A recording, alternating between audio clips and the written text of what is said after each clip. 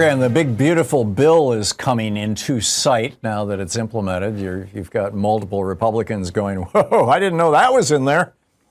But one of the things that they did know was in there that they seem to be quite enthusiastic about is the increase in subsidies for the coal, oil, and gas industry and the elimination of subsidies for green power. But nobody wants to talk about the consequences of this. I'm frankly surprised that the media hasn't made more of this and that Democratic politicians aren't beating this drum just nonstop, wall to wall, day to day. And let me explain.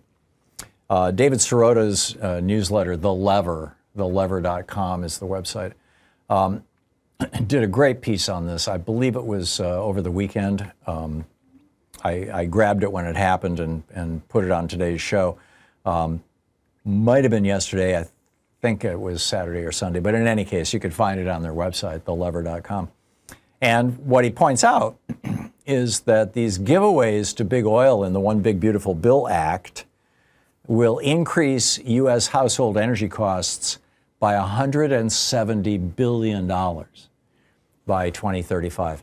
This is a massive profit gift to the Koch family, to the other to Rex Tillerson's buddies, to all of these fossil fuel executives and billionaires and former billionaires and people associated with the American Petroleum Institute.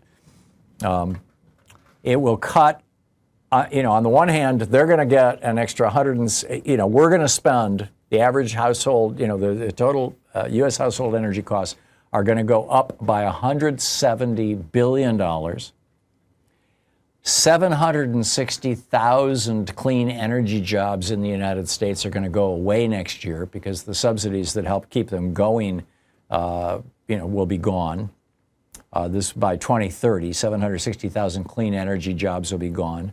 It will shrink our GDP by almost $1 trillion. Let that sink in. And the oil and gas industry is celebrating this bill as, quote, the most transformational legislation that the fossil fuel industry has seen in decades. That's a quote from, one of their press releases, I assume. All while consumers could see their electric bills go up by as much as $400 a year. Mike Johnson is the Speaker of the House, of course, and he's the one who shepherded this legislation through. He represents Louisiana. Louisiana is, a state where they not only have oil, but they also refine oil. Mike Johnson has accepted, his super PAC has accepted $2.2 million from billionaire big oil tycoons in just the first quarter of this year, according to reporting at thelever.com. They go on to write, the American Petroleum Institute, big oil's most powerful lobby group, called the legislation a once-in-a-generation win for American energy by way of suspending harmful taxes. That would be on fossil fuels. The bill, they write, while slashing corporate taxes, expands multi-billion-dollar federal oil and gas subsidies. I mean, we were already subsidizing the fossil fuel industry to the tune of hundreds of billions of dollars a year. And that doesn't include the cost of, for example, keeping shipping lanes open, our Navy, so that, we could import oil from Saudi Arabia, et cetera. And it grants big oil a pay-for-play regulatory fast track for drilling, reduces royalties owed when they drill on federal lands. This is something that just makes me crazy. I mentioned, a week or so ago that Louise and I took our summer vacation in part in Norway, where my grandfather's from. My grandfather grew up in a little house in Grimstad, Norway. And so we spent part of the week, or the 2 weeks we were gone, we spent, the better part of a week in Norway, visited several different towns. And Norway has oil. Norway takes the money from that oil and they put it into a fund for the people of Norway. So everybody in Norway has free health care. Everybody in Norway has free college, all the way up to PhD and MD. They have beautiful, schools and new roads and By the way, you can't buy a gasoline-powered car in Norway starting next year. Over 90% of all cars sold in Norway right now are electric. Everywhere we went, we saw just constant. I saw electric cars from companies I didn't even know were making electric cars. You know, I knew, but I'd never seen them. You know, I was seeing electric Audis and electric Lexuses and electric Volkswagens. I know that those are around, but you know, just electric pickup trucks. I mean, it was just incredible. And why? Because the Norwegians said, you know, this oil is in our ground, and so it's our oil. And, you know, if a company wants to pump it out, you know, well, yeah, you can charge us for the pumping, but it's our oil. We're going to take the money from it. And the average Norwegian, their share of that trust fund that Norway has accumulated is huge. I don't remember the number. They told us, you know, we got on one of those hop-on, hop-off buses, you know, that drive around whatever city we were in. And one of the points that they made was that every Norwegian citizen has in this fund the equivalent of X millions of dollars, but it's literally millions of dollars per person. Because Norway says, no, the oil is ours. Well, here in the United States, we said, no, the oil belongs to whoever found it. It belongs to you know, the drilling companies. It belongs to ExxonMobil. It belongs to Koch Industries. It belongs to, you know, fill in the blank. So we've got a $34 trillion deficit. Norway's got a multi-trillion-dollar surplus. But I digress.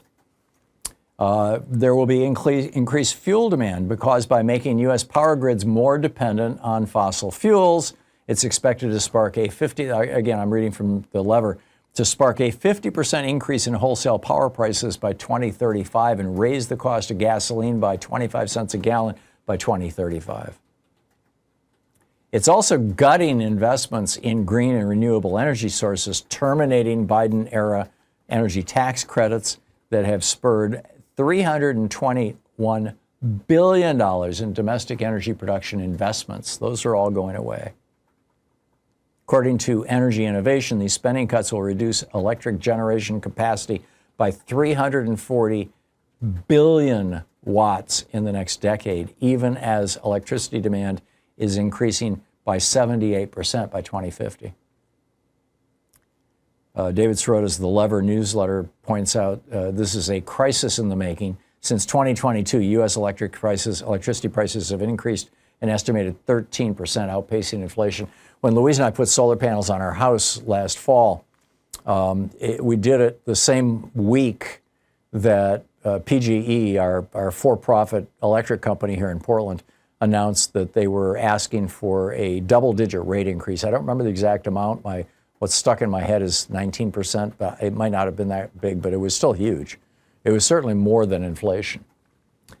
And so anyhow, 1 in 4 low-income U.S. households spends more than 15% of their disposable income on energy bills.